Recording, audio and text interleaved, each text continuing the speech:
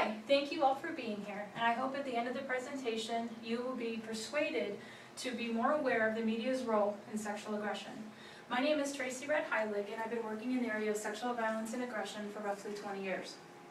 Before we begin though, I'd like to go over 3 main points that I think are very important when we discuss media and how it creates the roots to sexual aggression through socialization, objectification, and normalization.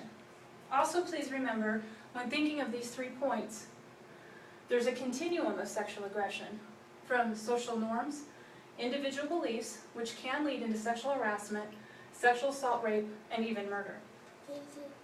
So we're going to start with how the media helps define gender roles through socialization.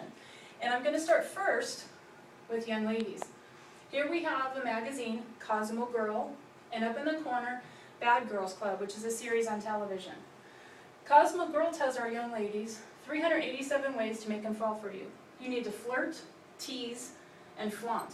Bad Girls Club, on the other hand, teaches our young ladies how to interact with the males, however, not always in a positive way. This leads, unfortunately, to our young ladies, in this case, dressed provocatively, writing sluts across their abdomen almost as a badge of honor. The American Psychological Association says, younger girls imbued with adult sexuality may seem sexually appealing, and this may suggest their sexual availability and status as appropriate sexual objects. In other words, we're throwing our young women into harm's way and possibly into the arms of sexual predators. Do we do a better job with our young men? Not at all.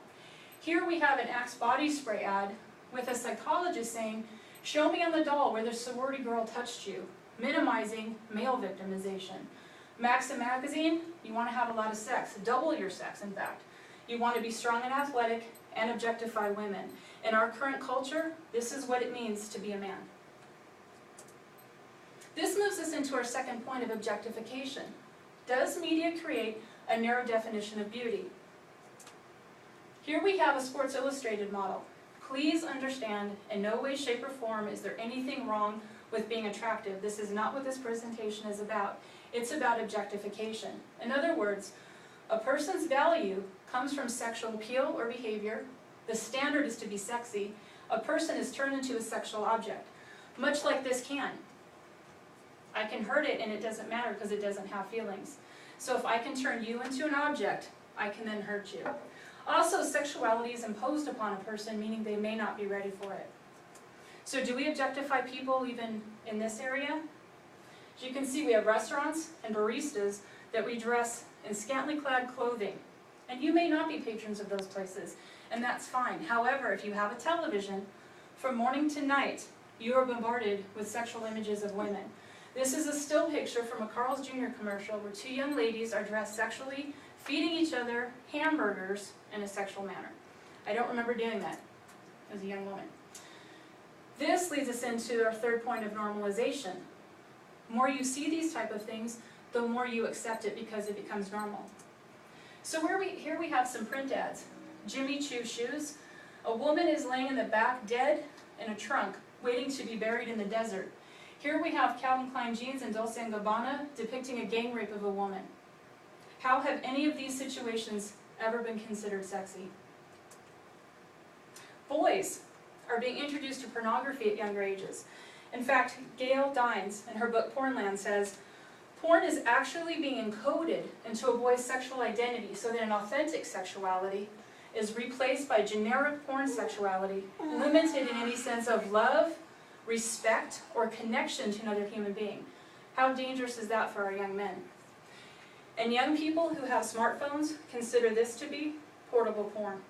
And for the women, don't think you get off free on pornography.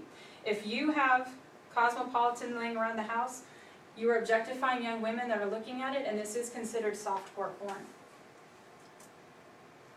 So what are the effects? Why is this important to you for your community? August 11th, 2012, 2 young teens are convicted of raping another teen. 3 Chicago teens are accused of sexually assaulting a 12-year-old girl. Their ages, 15 and 16 years old. California teens are accused of sexually abusing Audrey Pott, 15.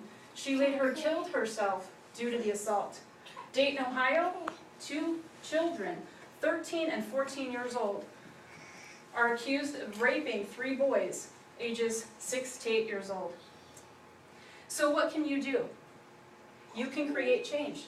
Define beauty for yourself and make allowances for those who are different. This promotes self-esteem. Boycott companies which promote sexual aggression. This allows healthy relationships between the sexes. And join movements making changes in the media. This allows for less sexual aggression towards all women.